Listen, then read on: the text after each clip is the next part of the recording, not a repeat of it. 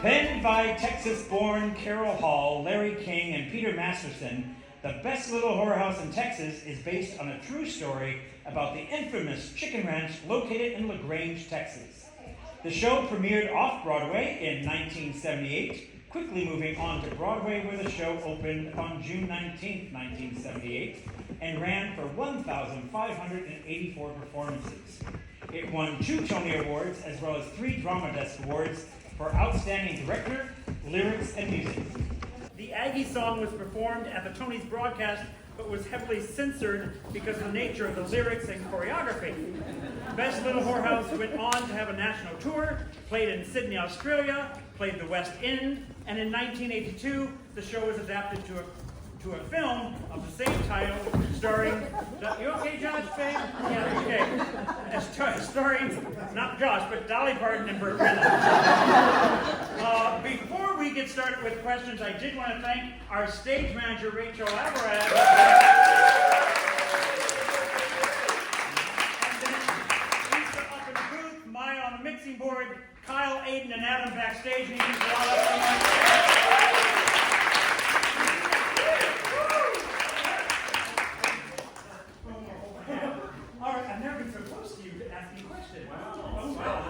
okay, hi everybody. Hi. So my first question is for the director of our show, who happens to be sitting next to me, Christy Madden.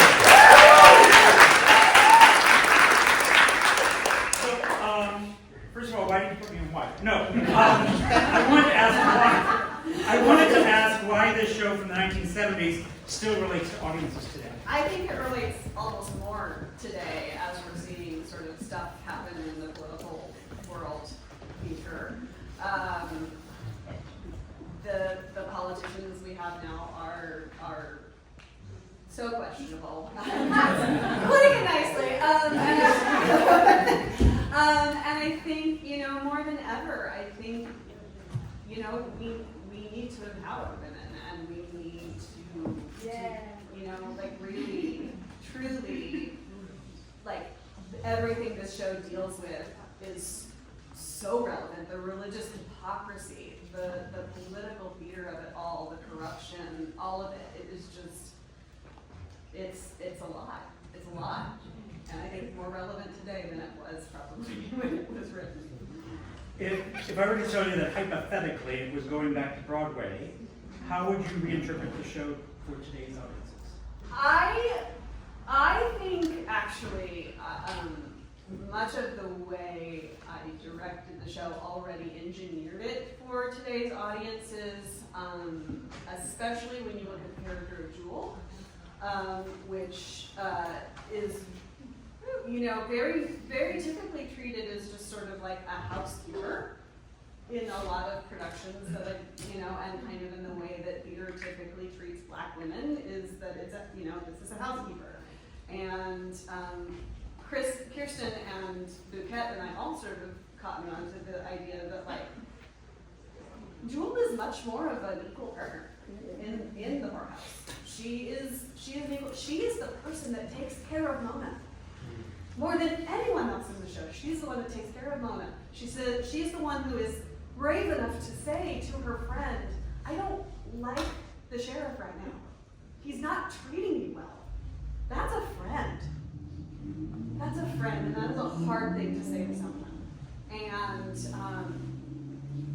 when we look at the lyrics of Girl, You're a Woman, and all of the Chicken Ranch girls are saying, "Oh, she'll be pretty and it'll be okay." If you look at it through a 70s lens, I think it's really easy to say "Oh, just be pretty," right? But when we're talking with the girls, I see it as a validation of a human being who is broken. Who has been broken by people that she trusted. And she enters this ranch just looking for a Hail Mary moment. And the girls take her in, and Mona takes her in, and by the end, if you look at Shai's story, she comes in and she's like, "Let's go to Vegas, y'all," and she takes it back. She takes her power back. And I think when women are victims, I don't want to just say women, because everybody is possible of being a victim of sexual but women who have been sexually abused recognize the needs of other sexually abused people. And that's what Mona does. And that's what Jewel does. They take care of these women, and they empower them, and they give them a place to be. And they follow all the rules that the political landscape of this show put on them. And they shut her down anyway. And they shut her down for convenience, and they shut her down for distraction, and they run her out of town. And based on an illegal rape. You know, so it calls into question our right to privacy. Who gets to tell us what we do in our private time with our bodies? It's not okay. It's not okay. And it's happening more and more every day. Thank you.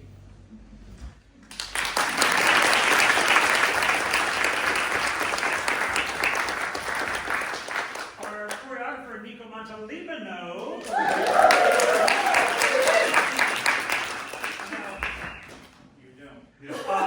You've choreographed a lot of shows here at the Morgan-Wixson, as well as other theaters around town. As a choreographer, how do you decide the style of dance that's needed for a particular show?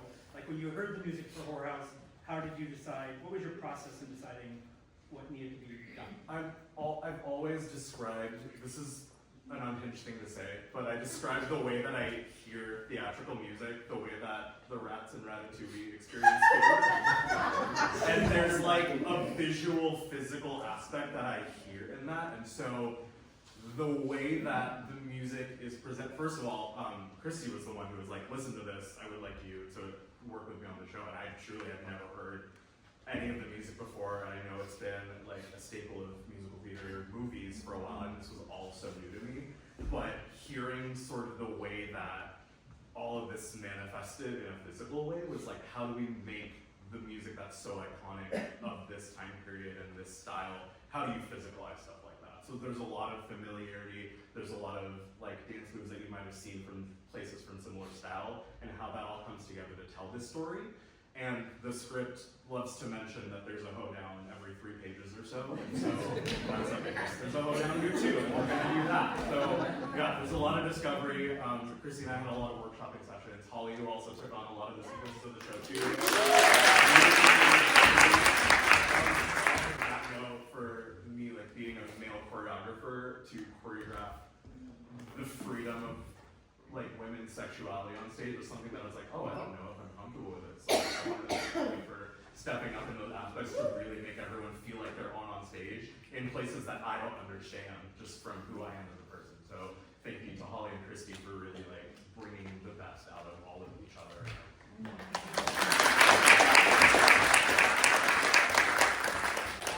In all of my stage work, I usually play one character in a show.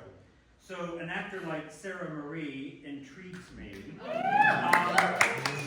as an actress, tell me how you play Miss Willa Jean, Dotsy May, the cute car girl, the governor's wife.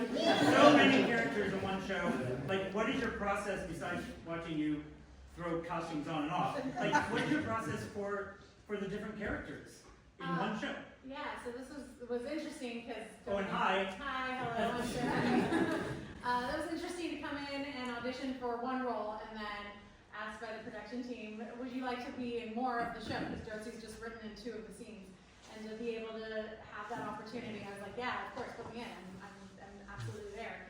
And then to be able to differentiate with them, it started with just playing on stage, which is such a fun experience. You don't always get that, to have the freedom to play. And I was just like, I'm going to do something, and they're going to tell me no, and they never said no. So that was awesome. And then when it came to like getting into tech rehearsal, and I was like, well, I need to figure out how I can move between these characters. And so for me, it was the wigs.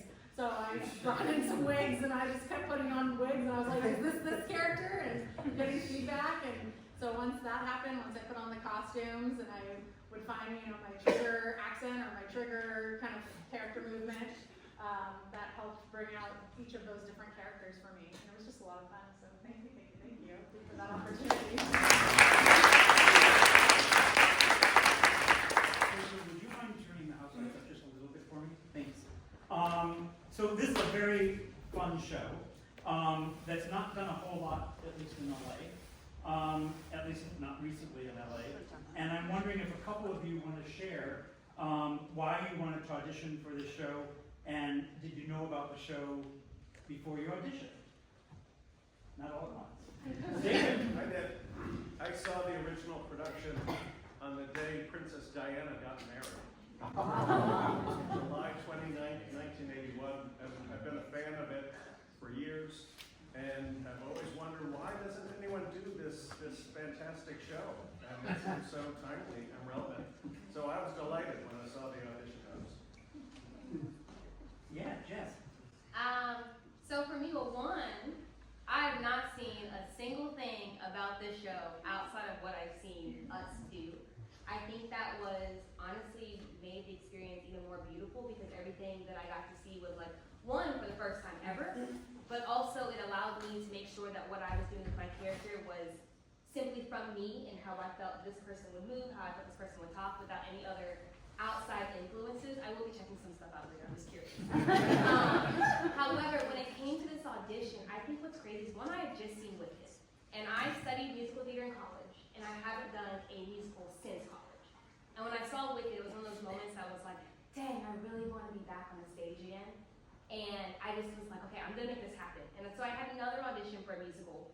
I prepared all week for it. I was practicing singing because like theatrical singing is just different than like singing to my radio. So I was practicing like every single day. Didn't book that, and this one happened right after. And I was like, wait a minute. I kind of think these things are meant to happen because then I was like 100% ready for this moment. And also, like, who doesn't want to say they're a part of a whorehouse? Like, why would I say, hey, y'all, I'm going to be a whore? So I think that was also kind of the appeal, is just seeing the title and getting to see all the women in the show. And I was like, wait a minute, I want to be a whore. Mom, I'm going to be a whore. We're grateful you didn't do the other one. Cara, did you have your hand up? So I just wanted to be in a musical. I had never done one before. So coming in, I kind of had no expectations. I was really quietly very intimidated by walking into this room of people. I just saw people dancing and singing and doing all the things, and I'm like, ooh, I don't know about me, but okay, we're gonna try. And Christy and Nico were so just like welcoming throughout the whole audition process, like from day one. And I came in fully transparent, like I've never done this before, don't know what I'm doing, so, you know, like bear with me. Everyone's just been so accepting and helpful. I've learned so much in such a short amount of time from everyone in this cast, just quietly observing and having conversations and stuff. And just coming from like a super religious background, hearing Christy talk about this show, I don't know if you know like how much it resonated with me, and being, I wasn't allowed to do this growing up, and so ooh. I feel like I found my people.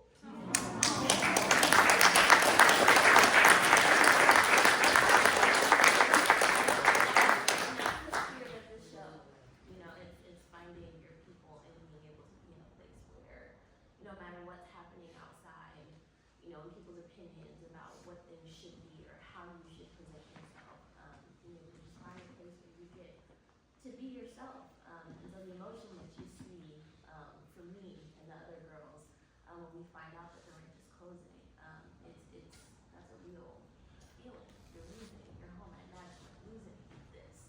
And so yeah, I'm super grateful. So, yeah. Will you do us a favor? Come back. You even helped come and build the set. So. I did. Was there one more hand I saw? Josh. I'm from Texas and I love Dolly Parton. I've seen the movie, so. All right. My next question is for someone in the audience. You know, in 1973, Meredith Willson came and saw our production of his show, The Music Man. And in 2013, Jeff Marks came and saw our production of his show, Avenue Q. Well, I did not tell you guys or the cast because I was nervous enough tonight, but the husband of author Carol Hall, who wrote the lyrics and music for Whorehouse, is with us this evening along with his daughter, Dan Pete.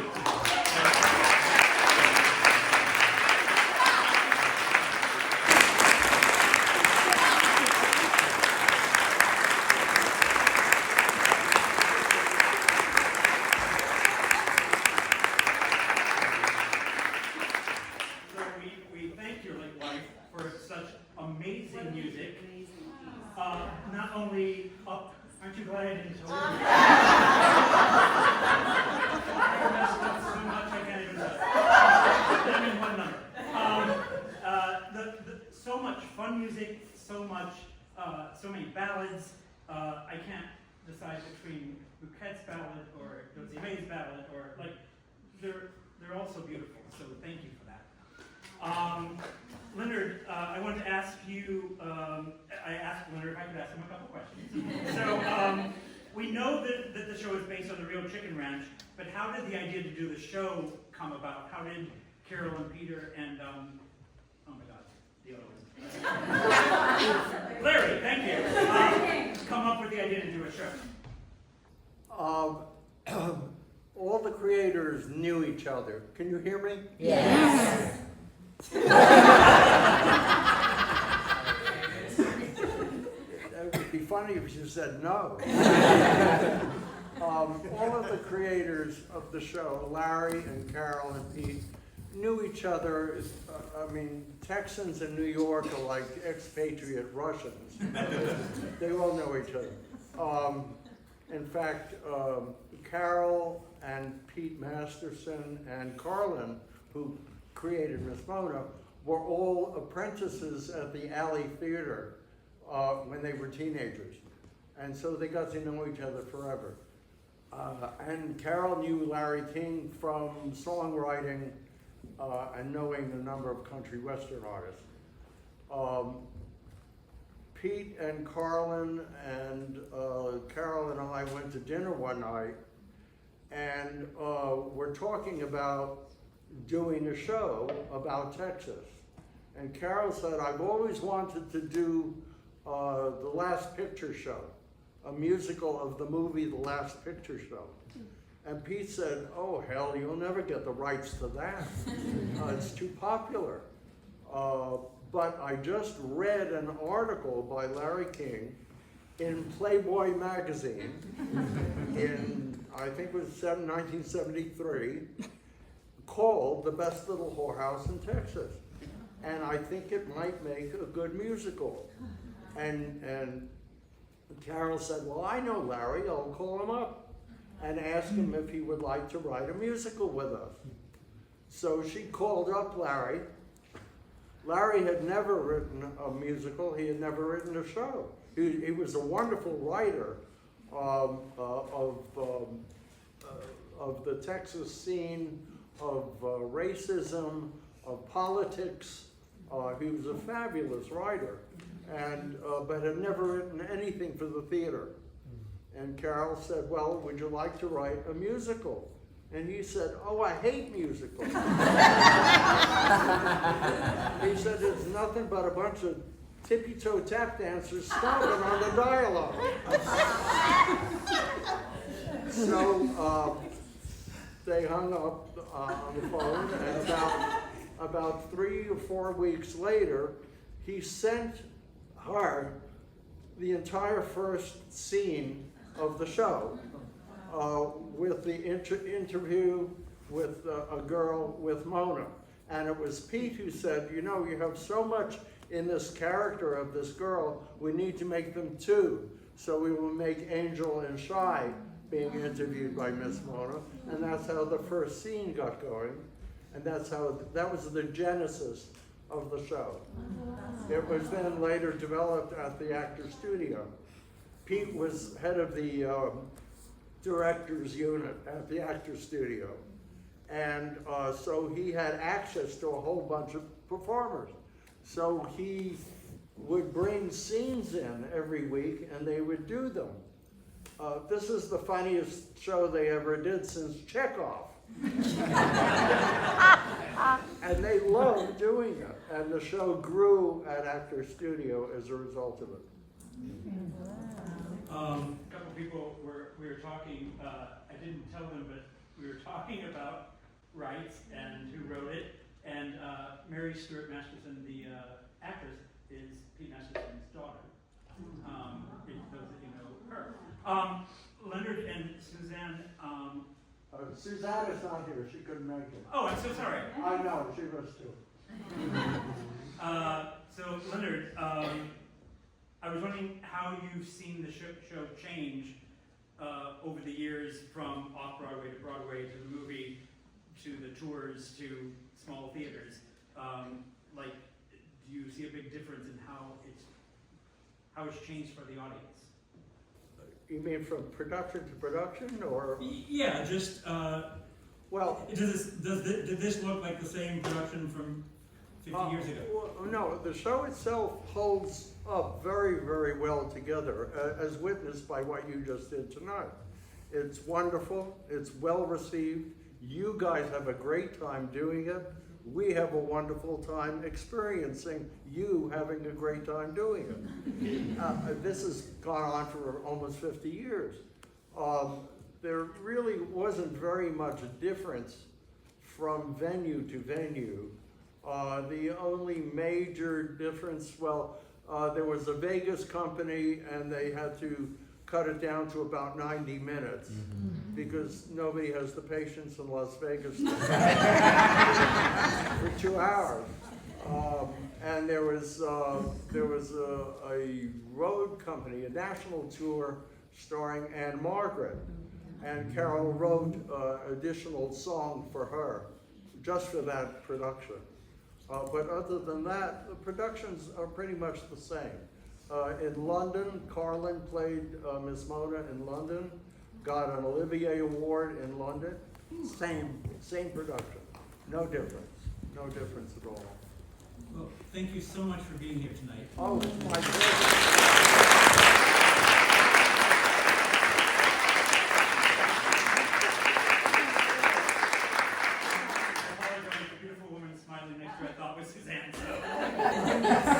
You're the niece. My niece and my brother are here too. We have time for just a couple questions from the audience for the creative team and cast. Yes, ma'am. I really appreciate the live guitar and the live.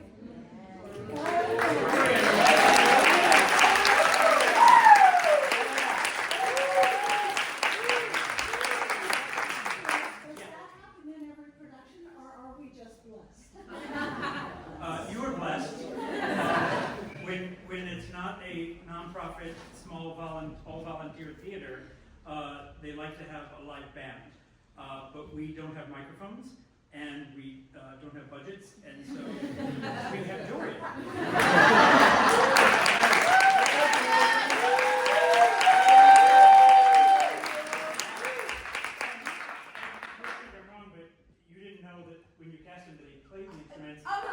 Oh, you did? Okay. He played guitar in his audition video, and then I found out he played violin. So we talked about it.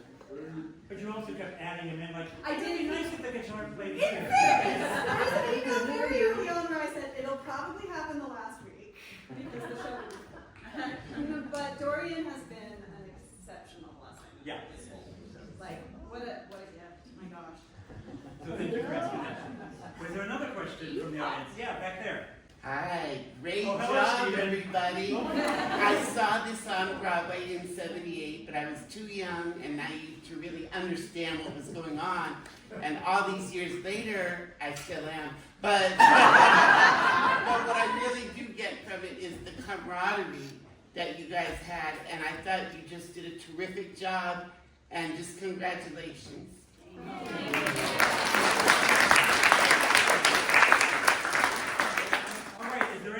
Any other questions from the audience? Yes, right here. We celebrated a lot of different size women. Yes.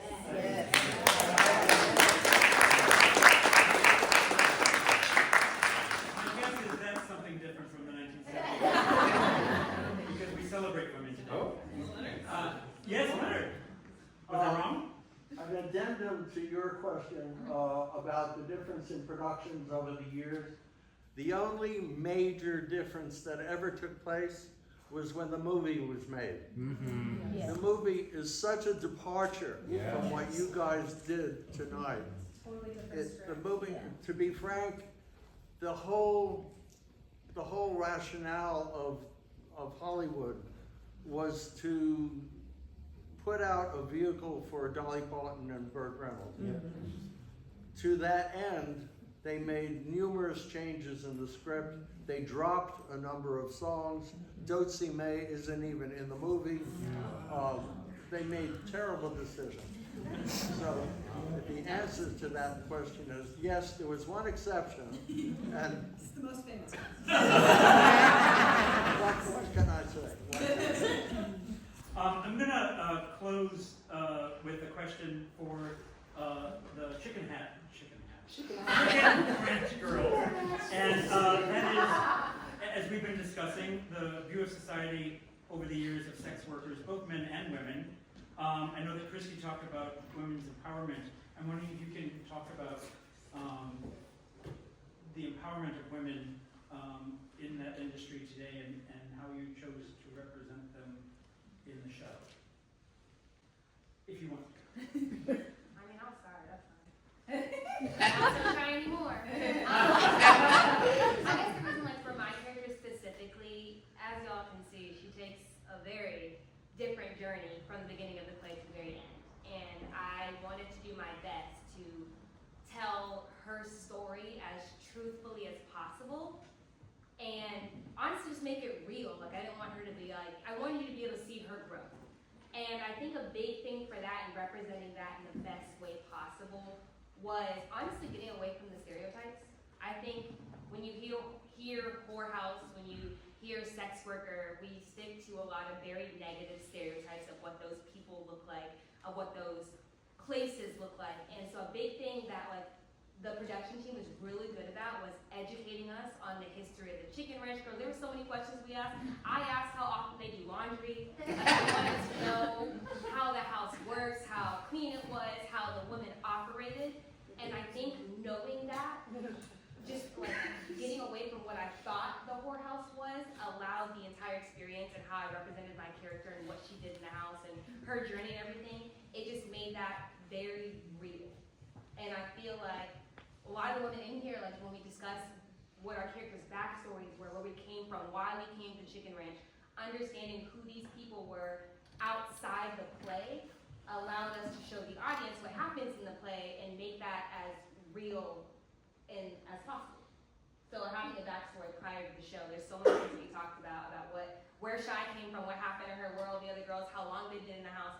Having so much backstory made this moment a very significant one. That way the audience could really see what was going on stage, not knowing exactly what happened behind the scenes, but you get a little bit more of the story. So just the representation is a lot more, I guess I keep saying real, but real. I mean, I think also, that's what it's kind of like if you notice, like every single girl like has their own unique like personality. We're kind of just, I think a lot of us just kind of like girls, like or like women, right? We each have our own like habits or things that we like to do, things we don't like to do, and things like that. My favorite scene is when we're listening in on Shy. Because I know, but it's just like that's like such a girlhood like moment, like right there. I love it so much, and I think like when you put it in that light, like these are just people, these are women, you know, these are real. You know, on the stage like they might be characters, but these represent like real people. Leonard had mentioned when we talked this week that one of the productions, they all wore the same red bikini or something. Everyone wore the same thing, and I do love how everyone is a totally different individual. And that was in part also from Christy, who was also the costume designer. Before we have to go, I wanted to let you know that we have a youth program here. It's the 20th anniversary of our youth program, and tomorrow their show, Junie B is Not a Crook, opens tomorrow. We have our third New Works Festival opening after Whorehouse. We have Sister Act and Torch Song this year. If you want any information on that, becoming a member, or volunteering, or being part of our all-volunteer theater, please go to our website, morgan-wixson.org. There was one more thing for tonight that I need to bring up. Corey, do you remember what it was? Sorry. Oh, Corey. Corey's our producer. Let's give her a round of applause.